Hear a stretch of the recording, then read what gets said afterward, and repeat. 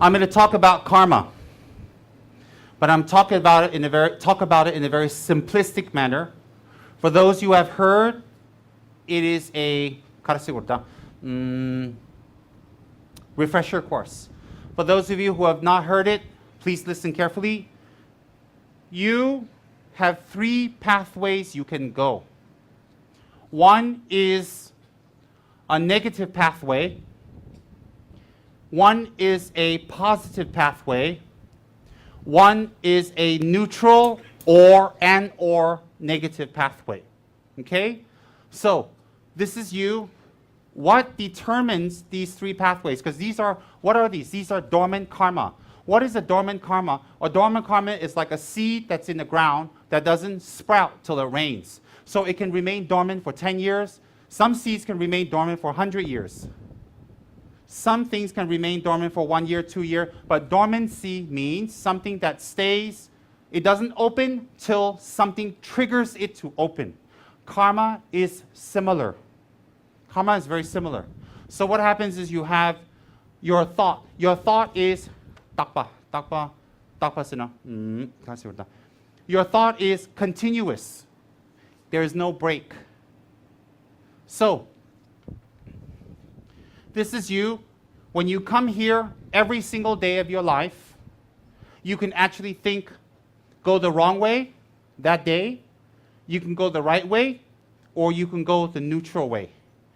This is you. What determines this is motivation. That's you. Your motivation arises from study.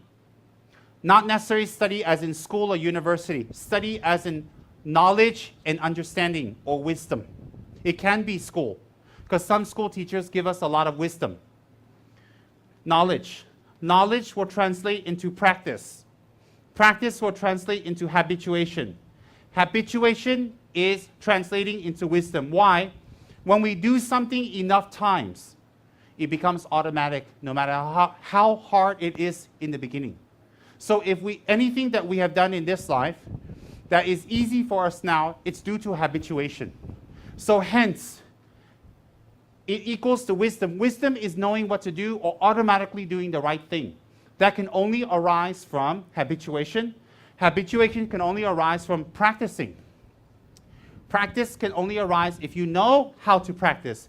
Knowledge, and that must arise from study. Example, listening to a Dharma teacher, reading books, or meditating, contemplating, or watching seniors who are practiced.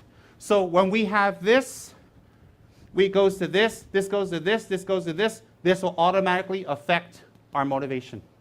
According to Lord Buddha, we have had countless previous lives, thousands and thousands and tens of thousands. When you translate directly, no count, countless. In fact, the word is countless because there's so many. Example, how many stars are there in the sky? You can't count already. It's beyond count. Beyond count. So you've had countless rebirths. Since you have had countless rebirths of going round, you will have different types of positive, negative, and neutral karmas. And these karmas open up every single day according to how you have your motivation that day.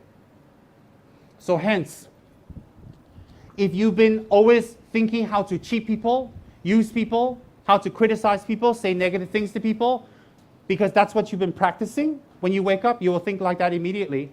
So you'll open up your negative karma. Your negative karma makes you do more negative things. Okay, listen carefully. Negative karma opening that day doesn't necessarily mean that very day something bad happens to you.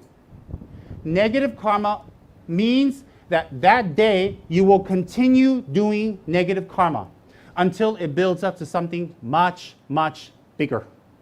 Example, if you were to lose business, if you have a sponsor, you have a mother and father, or you have somebody, a business partner, that no matter how much you try, if you fail, they help you, while you work very hard while they're around, then if you fail, they can still help you. But if you fail when they're not around anymore, maybe they're dead, then you just stay a failure. So to fail is the same karma.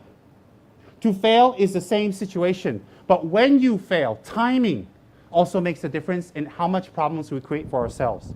So hence, if that day we engage in negative action and negative karma, that day, if we engage in negative karma, maybe that very day there is no obvious negative result, but it builds up. It builds up so it can come to you in a big, fat surprise. Big, fat surprise. So not experiencing anything that day should not give you courage to do negative things that day. And doing positive things that day should not discourage you not to continue doing your positive actions. Why? Because that day you may not be experiencing a direct positive result, but it can lead to something of a big bang positive result. So therefore, don't judge things by that day and become discouraged or give up or don't want to do.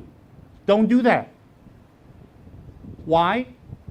The results can only come to you no matter what you think.